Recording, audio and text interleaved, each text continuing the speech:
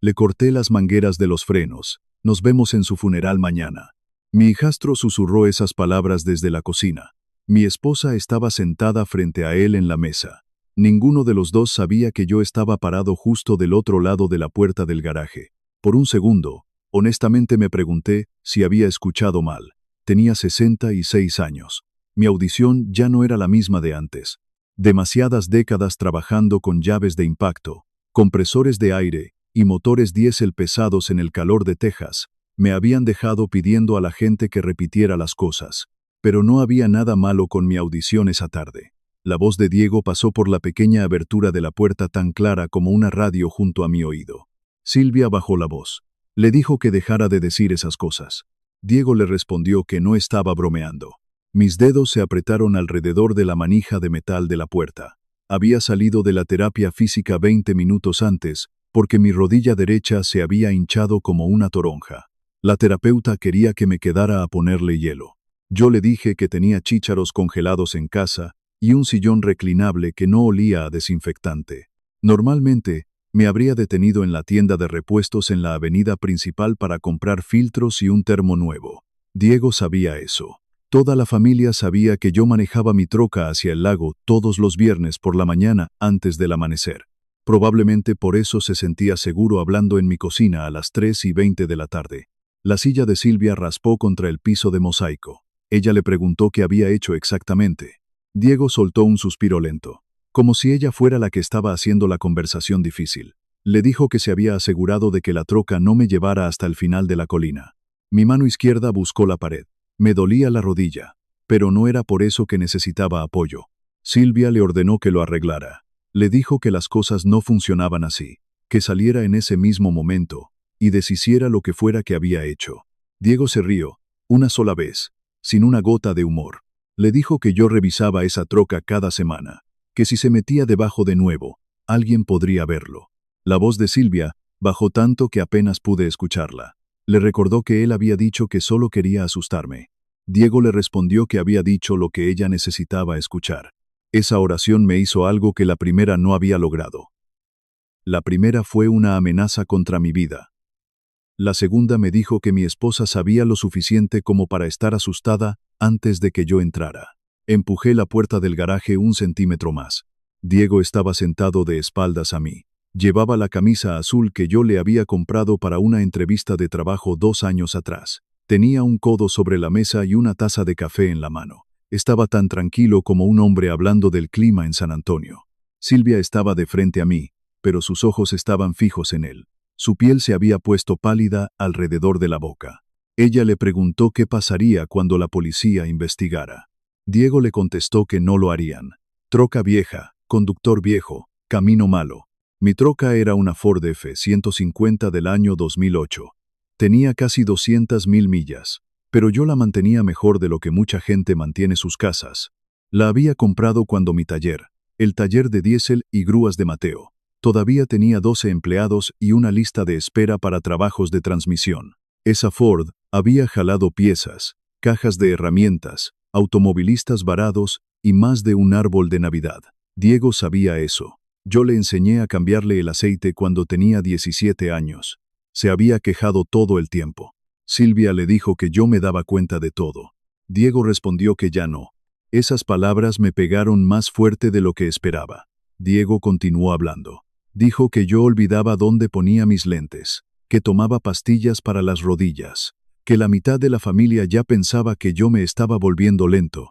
Casi doy un paso hacia la cocina en ese momento. Quería agarrarlo por el cuello y estrellar su cara contra la mesa. A los 50 años, tal vez lo habría hecho. A los 66, con una rodilla mala y una mano que se entumecía después de agarrar una llave inglesa por mucho tiempo, sabía exactamente cómo terminaría eso. Él negaría todo. Me llamaría viejo confundido. Le diría a la gente de la familia que yo lo había atacado. Peor aún, cualquier evidencia que existiera, desaparecería antes de que yo pudiera probar algo. Silvia presionó ambas manos contra la mesa. Le dijo que ella nunca había estado de acuerdo con eso. Diego le recordó que ella había firmado suficientes papeles. Ella preguntó qué papeles. Él mencionó los formularios de seguro, los documentos de propiedad, todo. Le dijo que ella había firmado solicitudes de préstamos.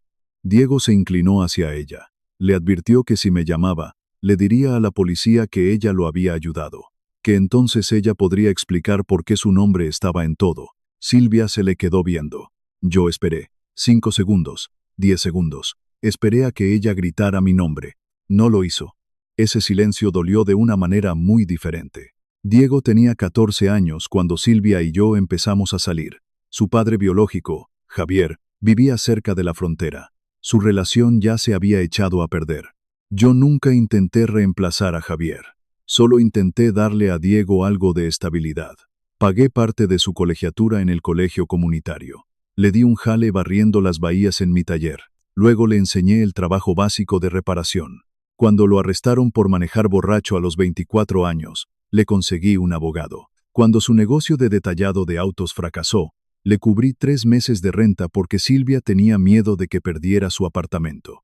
Cada vez que yo marcaba un límite, Silvia me pedía que le diera una oportunidad más. Y cada vez que lo hice, parado en ese garaje, finalmente entendí lo que todas esas segundas oportunidades le habían enseñado. No le enseñaron gratitud. Le enseñaron que podía salirse con la suya. Cerré la puerta despacio, sin dejar que el pestillo hiciera ruido. Luego retrocedí hacia mi Buick. Me movía lentamente porque mi rodilla había empezado a temblar. Afuera, el aire de octubre se sentía pesado y caliente. Un autobús escolar frenó rechinando en la esquina. 2 casas más abajo, alguien estaba usando una sopladora de hojas. Sonidos ordinarios. Una tarde ordinaria en Texas. Me senté al volante pero no encendí el motor. Mis manos descansaban sobre el volante. Pensé en llamar a la policía. Luego me siguió otro pensamiento. Decirles que escuché una conversación que nadie más admitiría que ocurrió. Silvia podría decir la verdad. O Diego podría asustarla para que lo negara. Si él se daba cuenta de que yo lo había escuchado, podría quitar lo que le había hecho a la troca y destruir todo lo demás. Manejé 2 cuadras hasta un restaurante cerca de la autopista. La mesera me conocía. Me trajo café negro sin preguntar. Me dijo que me veía cansado. Le contesté que era por la terapia física. Ella asintió con simpatía y se alejó. Esperé hasta que estuvo lejos. Luego llamé a Beto, el hombre que ahora manejaba mi viejo taller. Contestó al segundo timbre. Me llamó jefe. Le dije que no me llamara así, que él había comprado el negocio. Beto se rió y dijo que yo todavía era el dueño del edificio, que eso era suficiente. Le dije que necesitaba una grúa de plataforma plana en mi casa esa misma noche. Se quedó callado. Me preguntó qué había pasado. Le dije que todavía no lo sabía, que necesitaba que recogiera la Ford sin encenderla. Hubo otra pausa, más larga esta vez. Me preguntó a qué hora. Le dije que después de la 1 de la mañana, sin luces intermitentes, que la llevara a su bahía de seguridad. Me preguntó si quería que la revisara. Le dije que no, que la cargara, la asegurara y no tocara nada por debajo. Su voz cambió. Me preguntó si estaba en problemas. Le dije que sí. Eso fue todo lo que le di. Mi siguiente llamada fue a Javier, el padre de Diego. Javier y yo nunca habíamos sido amigos. Nos habíamos dado la mano en bodas, funerales y en una cena de acción de gracias dolorosamente larga. Pero él había pasado 40 años trabajando en trocas diésel, y con todos sus defectos, nunca conocí a Javier mintiendo sobre una máquina. Contestó con el ruido de la televisión de fondo. Le dije que mi troca iba a ser llevada a mi viejo taller esa noche. Me preguntó para qué. Le dije que necesitaba que inspeccionara el sistema de frenos en el chasis. Me preguntó por qué él. Le contesté que porque confiaba en sus ojos. Se quedó en silencio. Luego me preguntó si esto se trataba de Diego. Miré por la ventana del restaurante hacia el tráfico que se movía por la calle. Le dije que le explicaría después de que viera la troca. Javier exhaló lentamente. Dijo que estaba bien. Cuando regresé a casa, Diego ya se había ido. Silvia estaba parada en el fregadero de la cocina de espaldas a mí. Me preguntó cómo me había ido en la terapia. Le dije que doloroso. Ella asintió pero no se dio la vuelta. Le di todas las oportunidades para decir algo. Dejé mis llaves en la mesa. Abrí el refrigerador. Llené un vaso con agua. Me quedé ahí el tiempo suficiente para que el silencio se volviera incómodo. Finalmente, ella dijo que tenía dolor de cabeza y que se iba arriba. Le dije que estaba bien. Ese fue el momento en que supe que no podía proteger mi matrimonio y la verdad al mismo tiempo. No si Silvia se negaba a ayudarme. A la 1:52 de la mañana, Beto metió la grúa de plataforma en mi entrada con las luces apagadas. Empujamos la Ford lo suficiente para cargarla sin encender el motor. Antes de que se fuera, puse las llaves dentro de un sobre en el asiento del pasajero. En el frente, escribí una nota para Javier. Le escribí que revisara por debajo antes de llamarme, que era un regalo de su hijo. Beto miró la nota. Luego me miró a mí. Me preguntó si estaba seguro de esto. Le dije que no, pero que se la llevara de todos modos. No dormí después de eso. A las 4:47 de la mañana, mi teléfono sonó. El nombre de Javier apareció en la pantalla. Cuando contesté, su voz sonaba tensa. Me dijo que la línea de los frenos era solo el principio, que había algo más debajo de esa troca, y que creía que Diego me había estado siguiendo durante semanas. Le pregunté qué había encontrado. Por un momento, Javier no respondió. Podía escuchar el zumbido de las luces fluorescentes en su lado de la llamada. También el sonido metálico de una herramienta siendo puesta sobre una mesa de trabajo. Finalmente habló. Me dijo que la manguera del freno trasero había sido cortada. No completamente, solo lo suficiente para debilitarla. Me senté en el borde de la cama. Le pregunté qué significaba eso. Me explicó que significaba que podría aguantar mientras yo salía de reversa de mi casa, tal vez incluso por toda la ciudad. Pero una vez que empezara a frenar duro en esas colinas cerca del lago, la presión habría terminado el trabajo. Lo dijo como un mecánico. Simple y exacto. Eso casi lo hizo peor. Me imaginé el camino al sur de San Antonio antes del amanecer, la pendiente larga, la curva cerca de la línea del condado, la barrera de contención con nada más que árboles y rocas más allá. Había manejado esa ruta tantas veces que podía nombrar cada gasolinera y restaurante sin mirar. Le dije que no tocara nada más. Javier me dijo que había más.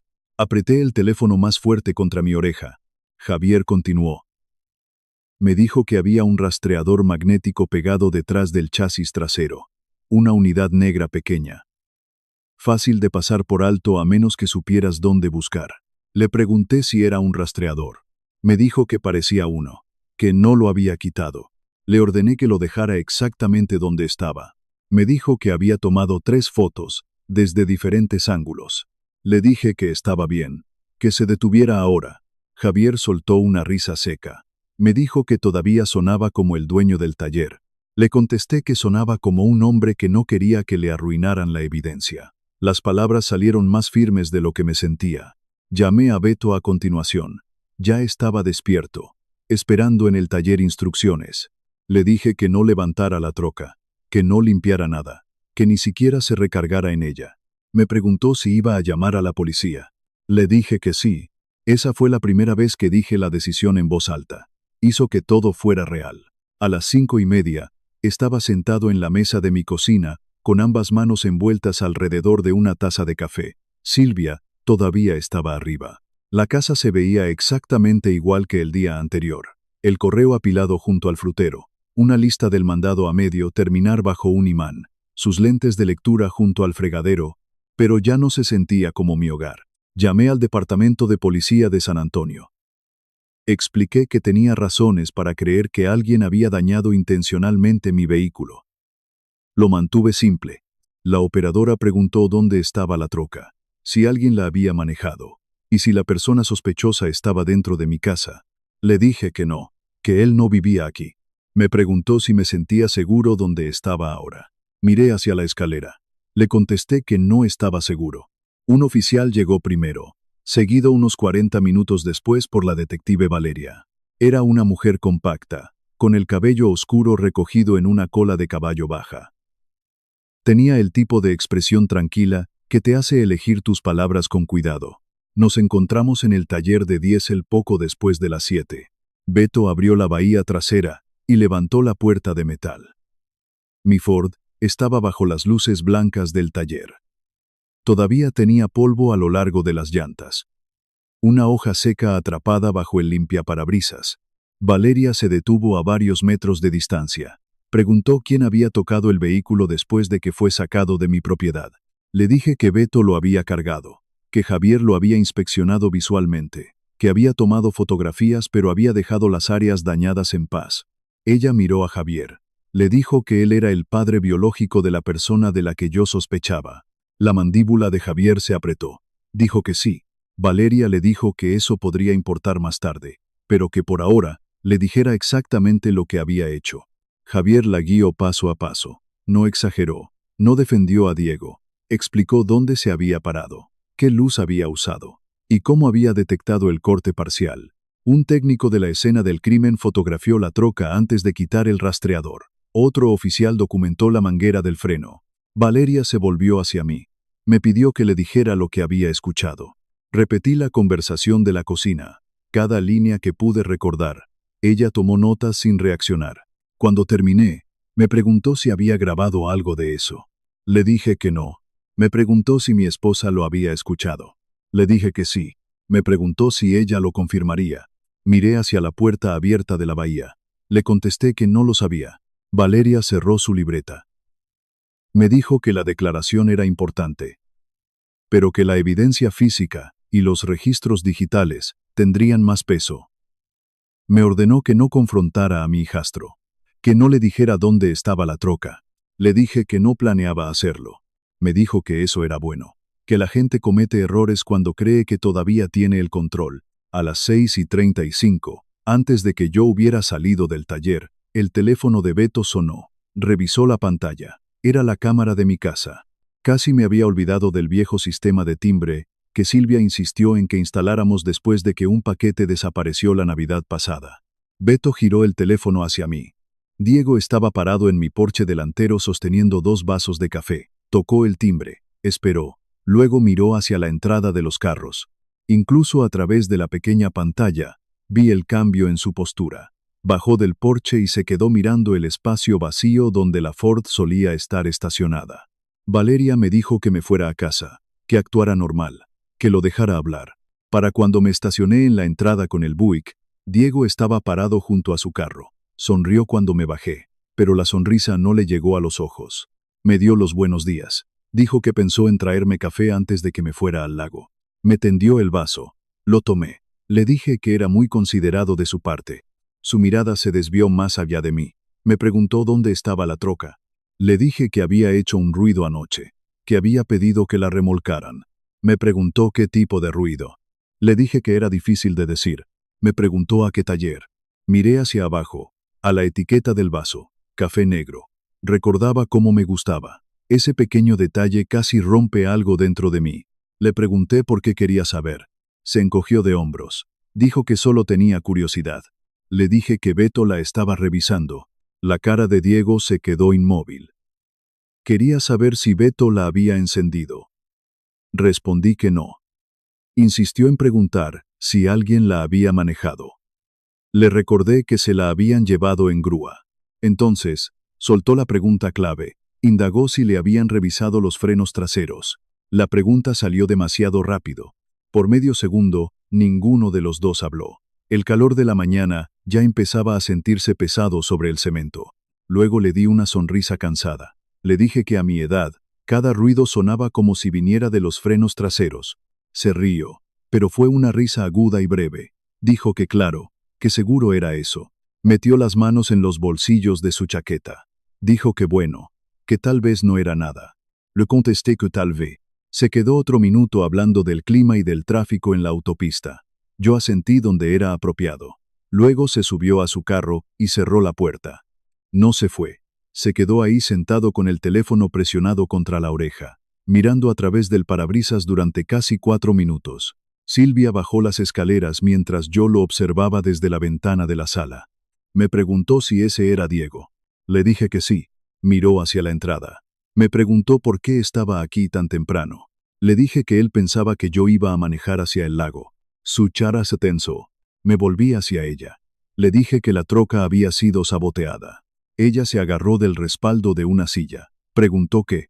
Le dije que la manguera del freno había sido cortada, que había un rastreador por debajo. Silvia sacudió la cabeza de inmediato. Dijo que no, que Diego no haría eso, que yo lo había escuchado, que él decía cosas cuando estaba molesto. Le dije que él sabía exactamente dónde estaba el daño. Sus ojos se llenaron de lágrimas, pero yo no estaba listo para consolarla. Me rogó. Me dijo que necesitábamos pensar antes de destruir su vida. Me le quedé viendo. Le dije que él había intentado terminar con la mía.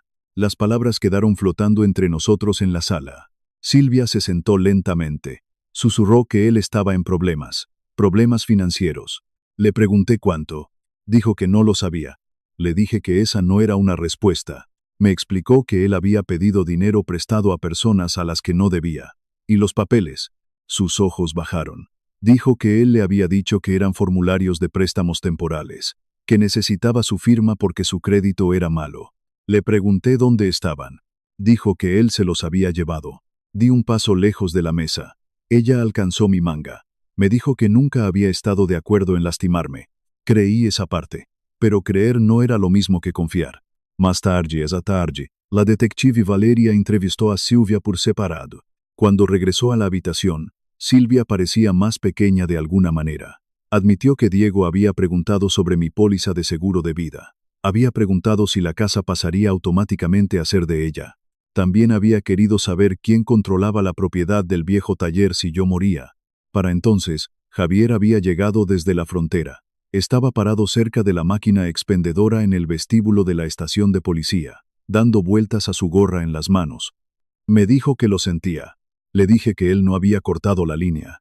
Dijo que no, pero que sabía de lo que Diego era capaz cuando era más joven, que seguía esperando que madurara y lo superara. Le dije que yo también. Valeria se unió a nosotros, sosteniendo una bolsa de evidencia transparente que contenía el rastreador. Nos dijo que tenían el número de serie, que solicitarían los registros de compra y de la cuenta. Javier se inclinó más cerca de la bolsa. Señaló el cincho de plástico negro. Dijo que Diego usaba esos en su garaje. Valeria levantó una mano. Le dijo que la memoria ayudaba a hacer preguntas, pero que no probaba nada. Javier asintió. Dijo que entendía. Esa noche, manejé el Buick a la tienda porque nos habíamos quedado sin leche. Antes de salir a la calle, me bajé y caminé alrededor del carro. Revisé debajo de la defensa trasera. Miré detrás de ambas llantas delanteras. Presioné el pedal del freno 3 veces antes de poner reversa. Un vecino saludó desde el otro lado de la calle. Fingí que se me había caído algo.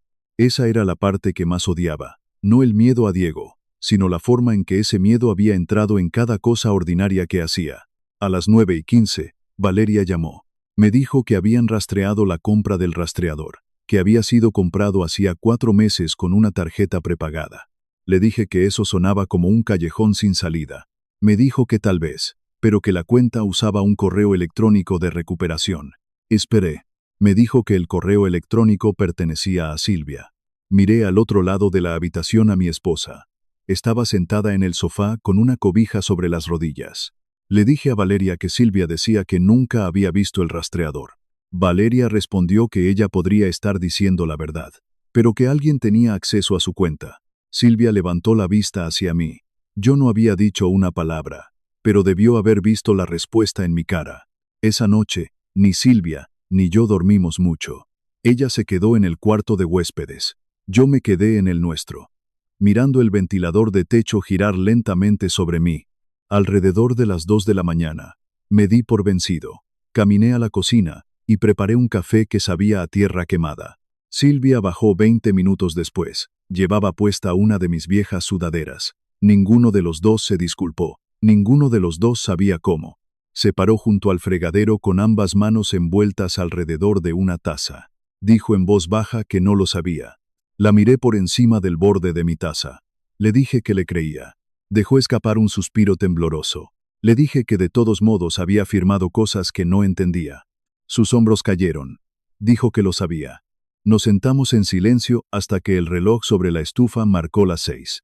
Finalmente, le dije que nos íbamos a reunir con Elena esa mañana. Ella asintió sin preguntar por qué. Elena había manejado mi trabajo legal durante casi 25 años. Me ayudó a vender el taller, a configurar mis cuentas de retiro y a escribir mi testamento después de que mi primera esposa murió. Si había una persona en la que confiaba además de Beto, era Elena. Su oficina estaba en un edificio de ladrillo rojo justo al lado de la avenida principal. La recepcionista nos saludó por nuestro nombre. Elena levantó la vista cuando entramos. Frunció el ceño de inmediato. Me dijo que deseaba que esta fuera una visita social. Le contesté que me lo imaginaba. Nos hizo pasar. La oficina todavía olía vagamente a cuero y café. La misma foto enmarcada de pesca seguía colgada detrás de su escritorio. Esperó hasta que nos sentamos. Me preguntó qué había pasado. Le conté todo, sin drama, solo los hechos. Escuchó sin interrumpir.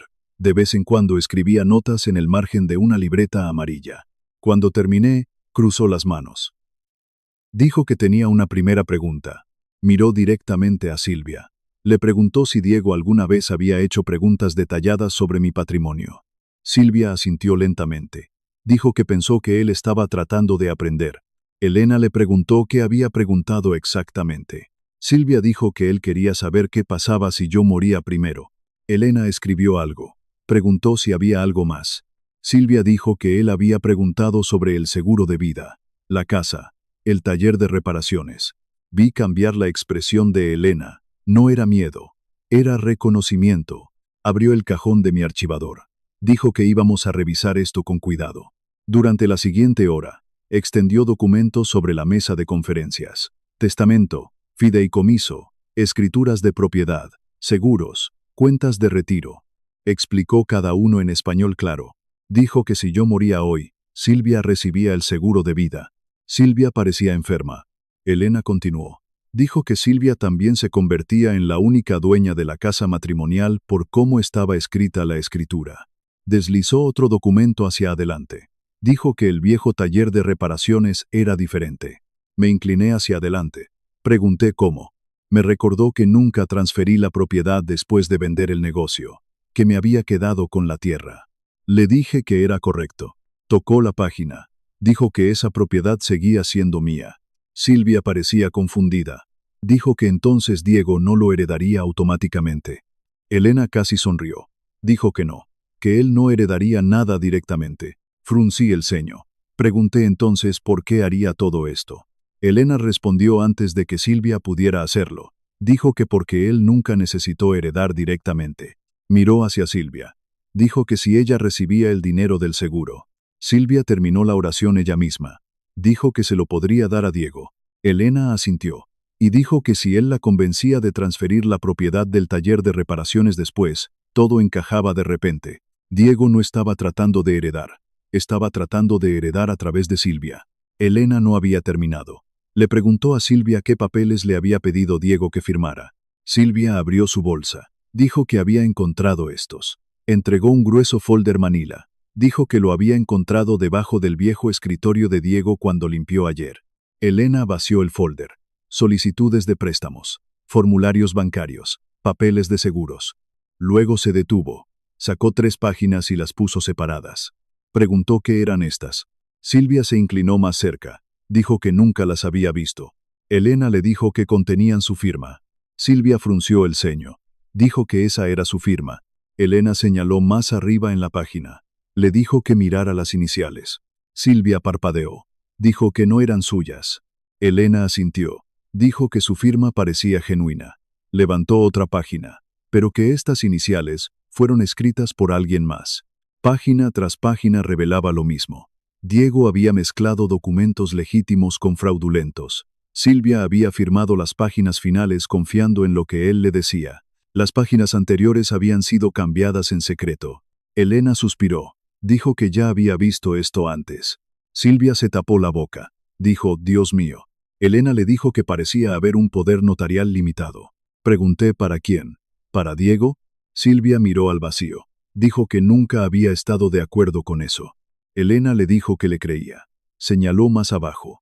Dijo que también había una autorización que le daba a Diego acceso temporal a una de sus cuentas de inversión. Silvia parecía como si alguien le hubiera sacado el aire a golpes. Dijo que ni siquiera recordaba haber abierto esa cuenta. Elena continuó leyendo. Dijo que había otro borrador de acuerdo. Me miró. Dijo que le otorgaba a Diego derechos de propiedad parcial sobre el terreno de mi viejo taller. Me reí una vez, no porque algo fuera gracioso, sino porque era increíble. Le dije que él no era dueño ni de 1 centímetro cuadrado. Elena asintió. Dijo que no, pero que alguien esperaba que lo fuera. Silvia susurró que él la había usado. Me volví hacia ella. Le dije que sí. Ella cerró los ojos. Dijo que por años pensó que él solo la manipulaba, que nunca imaginó. No pudo terminar. Elena deslizó silenciosamente los papeles falsificados en un folder separado. Dijo que le entregaría copias a la detective Valeria. Silvia no discutió. En cambio, hizo la pregunta que importaba. Preguntó si algo de esto se podía arreglar. Elena se recargó en su silla. Dijo que sí, pero que necesitábamos movernos hoy mismo. Explicó todo con calma. La propiedad del taller podía ser transferida a un fideicomiso protegido. Mi beneficiario del seguro de vida podía ser actualizado. Silvia podía revocar cada autorización que Diego la había engañado para firmar. Cada puerta financiera por la que Diego esperaba caminar podía ser cerrada con llave. Por primera vez en 2 días, sentí algo además de miedo. Sentí control. Esa tarde, la detective Valeria llamó. Me dijo que habían hecho progreso. Le pregunté de qué tipo. Mencionó la cuenta del GPS. Explicó que la tarjeta prepagada en sí no revelaba casi nada, pero que el rastreador subía su ubicación regularmente a través de una cuenta en línea. Esa cuenta había sido accedida repetidamente desde el teléfono celular de Diego. Me dijo que no era prueba por sí sola, pero era otra pieza. Luego agregó algo más. Dijo que la cámara de seguridad de un vecino captó a alguien agachado junto a mi troca el jueves por la noche. Me preguntó si podía identificarlo.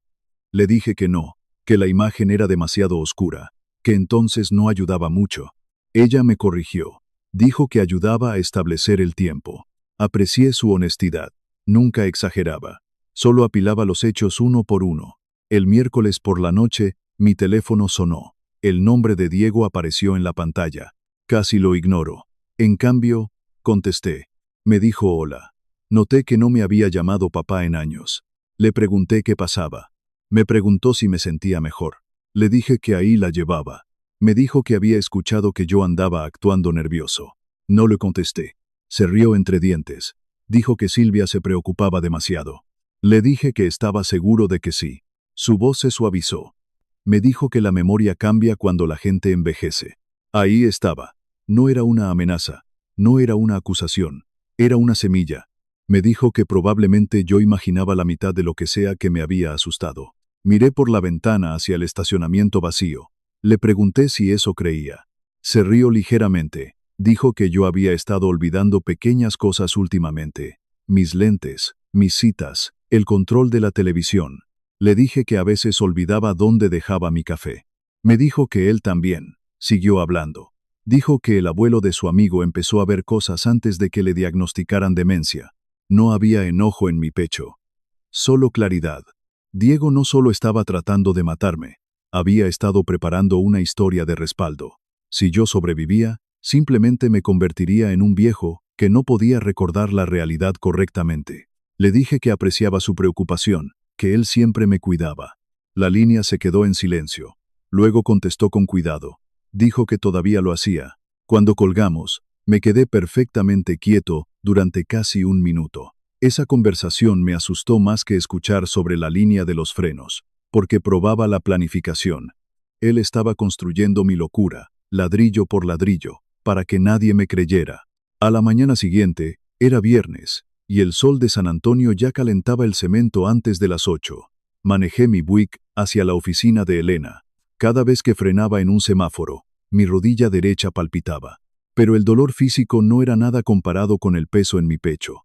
Había pasado la noche en vela, repasando cada pequeña cosa que había olvidado en los últimos meses. Unas llaves perdidas, un control remoto en el lugar equivocado, una cita médica a la que llegué tarde. Ahora sabía que la mitad de esos errores no habían sido míos. Diego había estado moviendo mis cosas. Había estado plantando las semillas de mi supuesta demencia en la mente de toda la familia. Elena me estaba esperando. Tenía los documentos listos sobre su escritorio de caoba. Eran papeles gruesos y blancos, llenos de lenguaje legal que yo apenas entendía. Me explicó que este era un fideicomiso irrevocable. Me dijo que una vez que yo firmara esas páginas, la propiedad de mi viejo taller de diésel quedaba completamente blindada. Diego no podría tocarla, ni siquiera si Silvia intentaba transferirla a su nombre. Tomé la pluma. Pesaba en mi mano. Pensé en los 40 años de grasa, sudor y espaldas rotas que me había costado comprar ese terreno. Firmé cada página con fuerza. Presioné la tinta contra el papel como si estuviera grabando mi nombre en piedra. Elena recogió los documentos. Me miró por encima de sus lentes. Me dijo que había algo más que yo necesitaba saber. Me explicó que un desarrollador comercial la había contactado esa misma mañana. Diego ya les había prometido venderles mi terreno. Les había asegurado que él tendría el control total de la propiedad para el final de la semana. Sentí un nudo frío en el estómago. Le pregunté a Elena si él había recibido dinero. Ella asintió. Me dijo que Diego había aceptado un adelanto de $15,000. Diego no estaba esperando a que yo muriera por causas naturales. Él ya estaba gastando el dinero de un futuro que creía que estaba a solo unos días de distancia. Mi muerte no era solo una conveniencia para él, era su plan de negocios. Elena me dijo que ya había llamado a los desarrolladores, que les había informado que la tierra no estaba a la venta y que el hombre con el que hicieron el trato no era el dueño. La trampa legal estaba puesta. Ahora solo faltaba que Diego caminara directo hacia ella. Esa tarde, me fui al pequeño apartamento que estaba arriba de mi viejo taller. Beto me había dejado las llaves. Era un lugar polvoriento y olvidado. Olía a aceite de motor viejo, a polvo acumulado y a café rancio. Los pisos de madera crujían con cada paso, pero tenía una puerta de metal pesado con un buen cerrojo de seguridad. Por primera vez en casi una semana, cerré la puerta detrás de mí y me sentí seguro. No tenía que mirar por encima del hombro. No tenía que preguntarme si el hombre que dormía bajo mi mismo techo estaba planeando mi funeral. Me senté en un viejo sillón reclinable frente a la ventana. Miré hacia el estacionamiento vacío del taller. El ruido de la autopista sonaba a lo lejos. Escuché pasos pesados, subiendo la escalera de metal exterior. Los escalones rechinaban bajo el peso de unas botas de trabajo. Era Javier, el padre biológico de Diego. Llevaba su vieja gorra de los vaqueros de Dallas y una caja de aparejos de pesca verde en la mano. Abrí la puerta. Le pregunté si íbamos al lago a pescar. Javier negó con la cabeza. Entró al apartamento y puso la caja verde sobre la mesa de formica de la cocina. La abrió lentamente. Adentro no había anzuelos, ni hilos, ni plomadas. Había un fajo de fotografías de alta resolución. Me dijo que las había impreso esa misma mañana en una farmacia, que no quería que se quedaran solo en su teléfono. Sacó la primera foto y la puso sobre la mesa. Era la parte inferior de mi troca, Ford F-150. La luz del flash iluminaba el chasis oxidado y las líneas de metal. Puso la segunda foto. Mostraba el corte limpio en la manguera de goma de los frenos traseros. Se podía ver exactamente dónde la navaja había entrado y salido. La tercera foto era el rastreador magnético negro. Estaba pegado al metal, escondido justo detrás de la llanta de refacción. Javier me empujó las fotos por la mesa. Me dijo que guardara esto, que lo escondiera bien. Le pregunté por qué necesitaba copias físicas si la policía ya tenía la evidencia. Javier se quitó la gorra. Se frotó la cara cansada. Me dijo que llegaría un día en que yo empezaría a dudar de mí mismo, que el tiempo hace que los recuerdos se vuelvan borrosos. Me explicó que Diego era un experto en hacer que la gente pensara que estaban locos, que él había visto a su hijo hacerle eso a su propia madre durante años. Javier me miró a los ojos. Su mirada era dura, forjada por décadas de trabajo pesado en la frontera. Me dijo que cuando yo empezara a creer que todo había sido un malentendido de viejo, mirara estas fotos. Me recordó que el acero y el caucho cortado no mienten, que la maldad pura se ve exactamente así. Asentí. Recogí las fotos y las guardé en el bolsillo interior de mi chaqueta. El peso del papel fotográfico contra mi pecho me dio una extraña sensación de paz. El sábado llegó caluroso y despejado. Diego había organizado una fiesta masiva en el patio trasero de su casa. Había invitado a toda la familia extendida, tíos, primos, sobrinos y vecinos. La detective Valeria me había llamado temprano esa mañana. Me pidió que asistiera a la fiesta. Quería que todo se desarrollara de forma natural. Me dijo que Diego se sentía intocable en ese momento, y que la gente que se siente intocable siempre comete errores graves en público. Estacioné el Buick a media cuadra de distancia de la casa de Diego. El sol del mediodía golpeaba fuerte contra el techo del carro. Javier me estaba esperando en la banqueta. Estaba recargado contra su propia troca, fumando un cigarro a medias. Caminé hacia él. Mi rodilla protestó con cada paso sobre el cemento caliente. Le pregunté si estaba listo para ver caer a su propio hijo frente a toda la familia. Javier tiró el cigarro al suelo. Lo aplastó con la bota. Me contestó que ese muchacho había dejado de ser su hijo el día que decidió jugar a ser Dios con mi vida. Caminamos juntos hacia el patio trasero. El ruido de la fiesta se escuchaba desde la calle. El olor a humo de mezquite, fajitas marinadas y salchichas asadas llenaba el aire. La música norteña sonaba fuerte desde una bocina grande conectada por Bluetooth. Había hieleras rojas llenas de cerveza en el pasto, niños corriendo con globos de agua, mujeres platicando en sillas de jardín bajo la sombra de un gran árbol de nuez. Era la imagen perfecta de una familia unida, una mentira perfecta. Diego nos vio de inmediato cuando cruzamos la puerta de madera del cerco. Su sonrisa se congeló por una fracción de segundo. Sus ojos se abrieron un poco más de lo normal. Luego, su máscara volvió a su lugar. Levantó un vaso de plástico rojo en el aire. Gritó para que todos escucharan. Dijo que el viejo Mateo finalmente había decidido salir de su cueva y unirse a la fiesta. Varios familiares voltearon y saludaron. Algunos se veían incómodos. Probablemente Diego ya les había contado historias sobre mi supuesta demencia. Diego caminó hacia nosotros. Me dio una palmada fuerte en el hombro, como si fuéramos los mejores amigos del mundo. Olía a cerveza y a loción cara.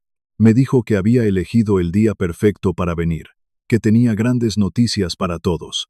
Le contesté que ya había escuchado los rumores, que los negocios por fin estaban despegando para él.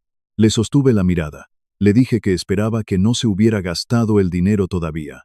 Su sonrisa parpadeó. La mano que sostenía el vaso de plástico se apretó. Me preguntó qué quería decir con eso. Me encogí de hombros. Le dije que nada, que ya veríamos de qué se trataba su gran anuncio. Diego se alejó de nosotros. Caminó hacia el asador y le dio la vuelta a unos pedazos de carne. Pero pude ver que sus manos estaban tensas. Esperamos casi una hora. Javier se quedó cerca de la hielera, bebiendo un agua mineral en silencio. Yo me senté en una silla plegable cerca de la puerta corrediza de la casa. Silvia estaba sentada al otro lado del patio. No me había mirado a los ojos ni una sola vez desde que llegué. Tenía su bolso apretado sobre las rodillas.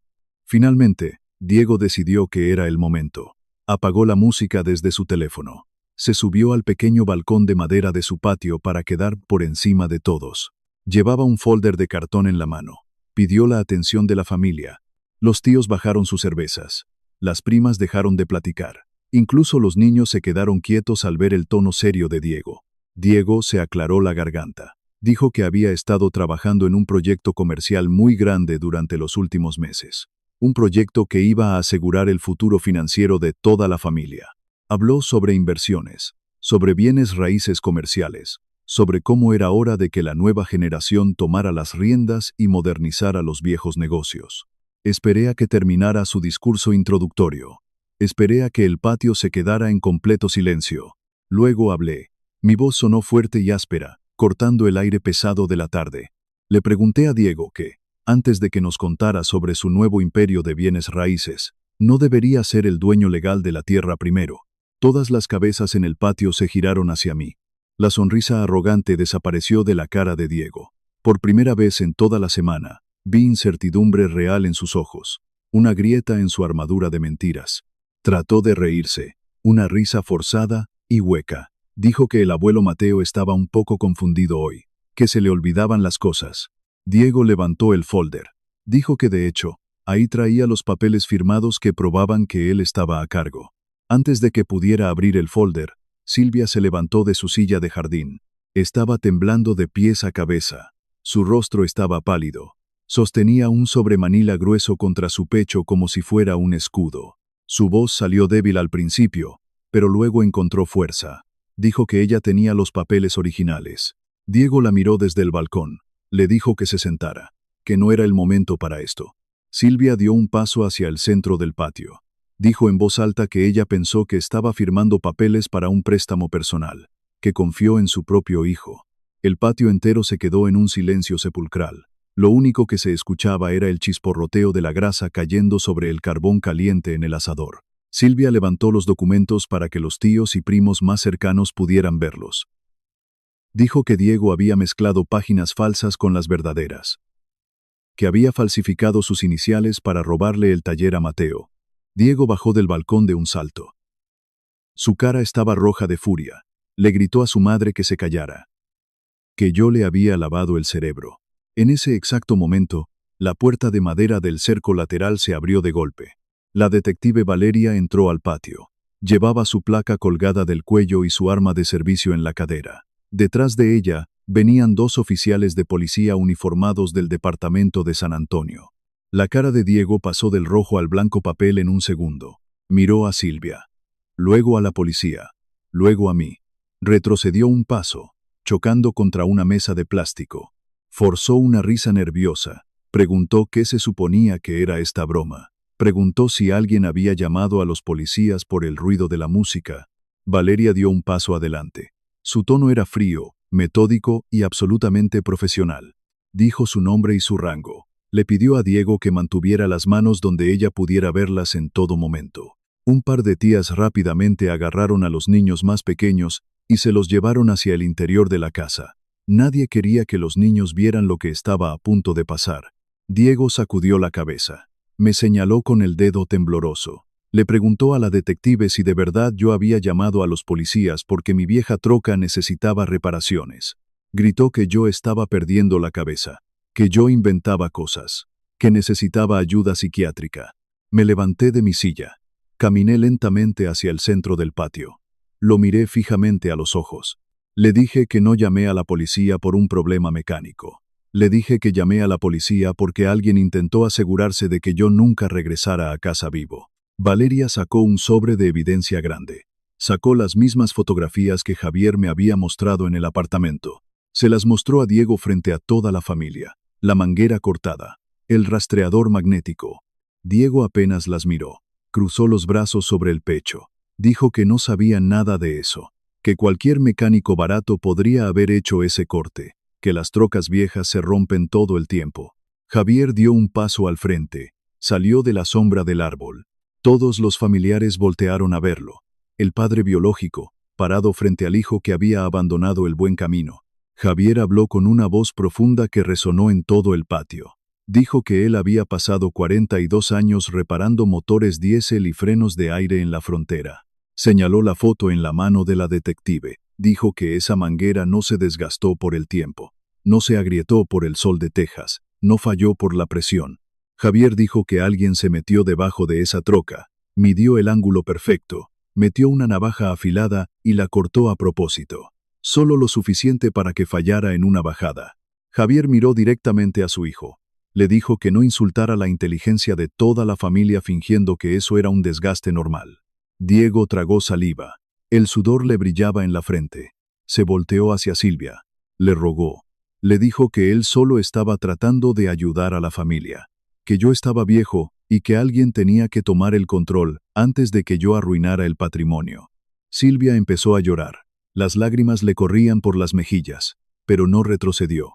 Negó con la cabeza. Le dijo que él no estaba protegiendo a la familia, que él solo se estaba protegiendo a sí mismo y a sus deudas secretas. Silvia metió la mano en su bolso. Sacó una vieja tableta electrónica con la pantalla estrellada. Se la entregó a la detective Valeria.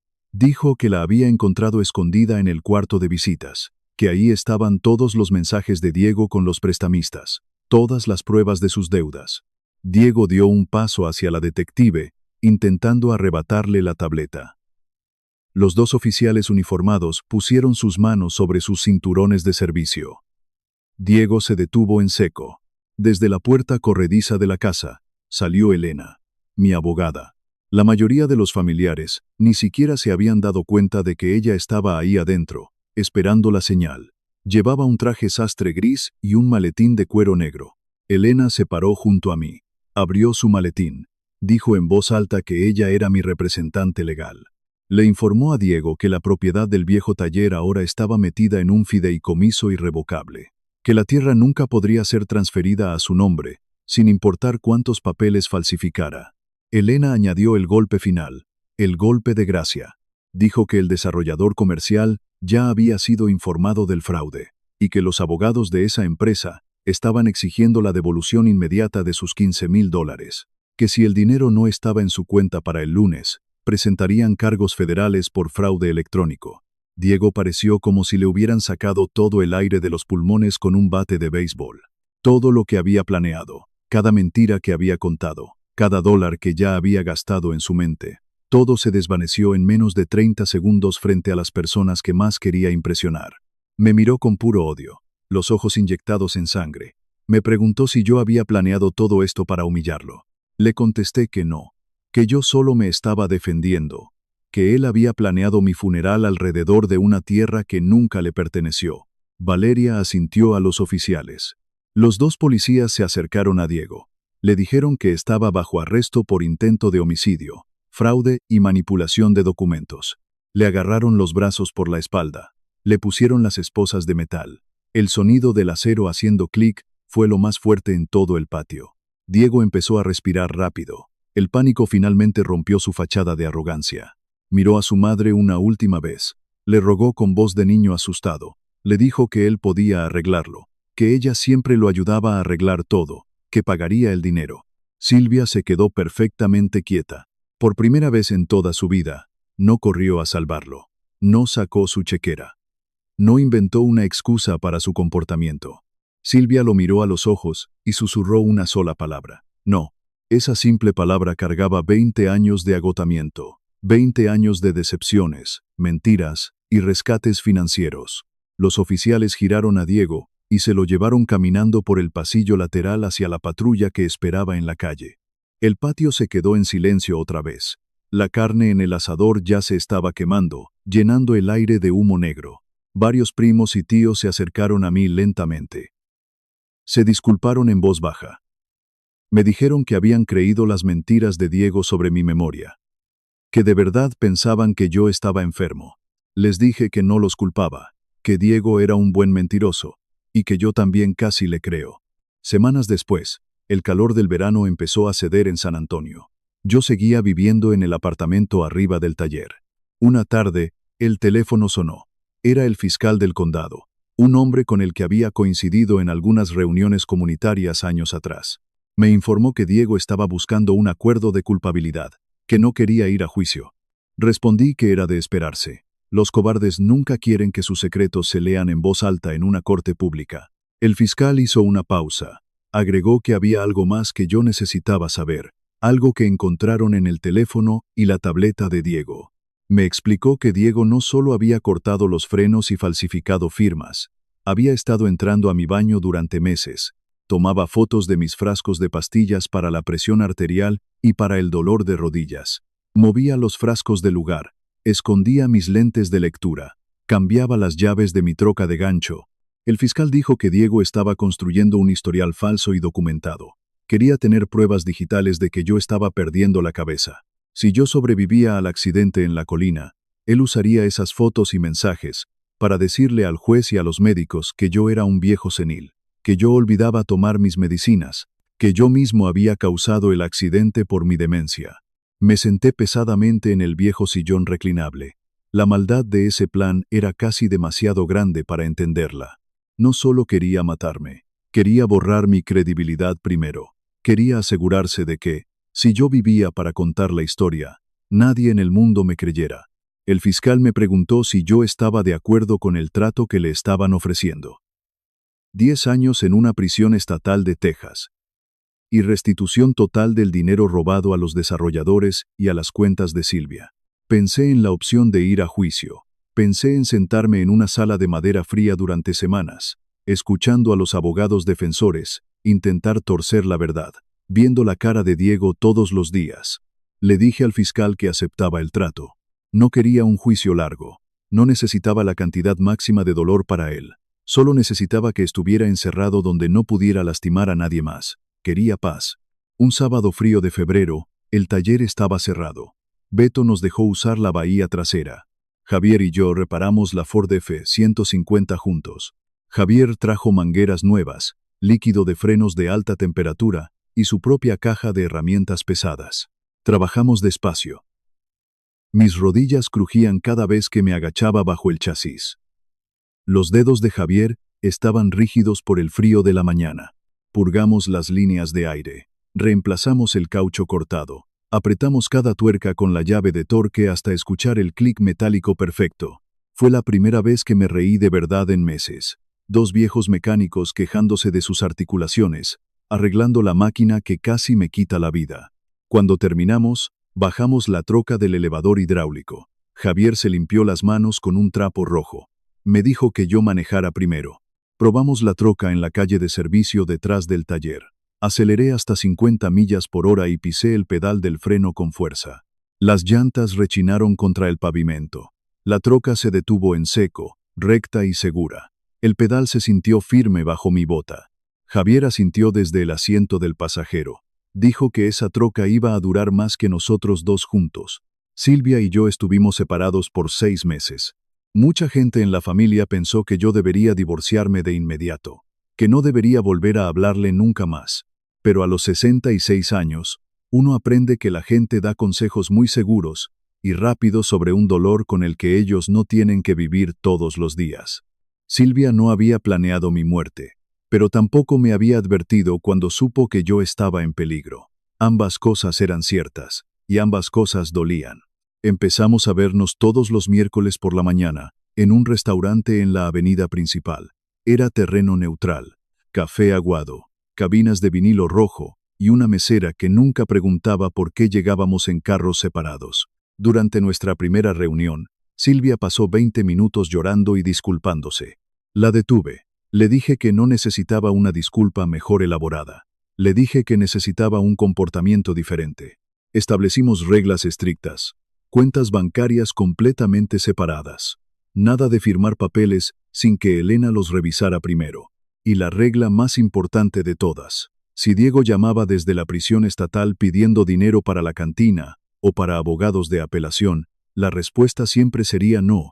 Silvia aceptó. Empezó a ir a un grupo de apoyo para padres. Vendió unas joyas viejas que su madre le había dejado para pagar parte de lo que Diego había robado de una cuenta de inversión conjunta. Le dije que no tenía que hacer eso. Ella me contestó que lo necesitaba para poder mirarse al espejo y dormir en paz. Ha pasado un año desde entonces. Manejé mi troca hacia el lago un viernes por la mañana temprano.